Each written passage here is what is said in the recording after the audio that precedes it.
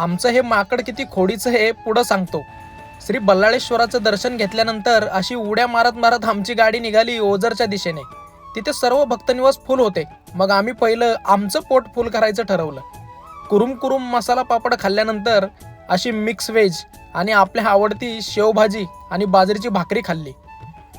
ओझर येथील सर्व भक्तनिवास फुल असल्यामुळं आमची राहण्याची सोय झाली नाही, परंतु तेथून जवळच असलेल्या बायकोच्या ऑफिस कलिग यांच्या घरी राहायची उत्तम सोय झाली. कडाक्याची थंडी असल्यामुळं चिवताई अशी शेक घेत बसली. बाकी फुलांचा सुगंध कसा आहे बघा. नंतर आम्ही निघालो लेण्याद्री येथे. तिथं लांबूनच 200-300 पायऱ्या पाहून खोडीची लेक म्हणाली, माझा पाय दुखतोय. मग काय घेतलं खांद्यावर. चिवताईला आजूबाजूची माकडं दाखवत आम्ही पोहोचलो डोंगरावर. तिथं श्री गिरिजात्मज गणपतीचं दर्शन घेतलं. गिरिजात्मज म्हणजे आईच्या तपश्चर्येतून प्रकटलेला गणपती.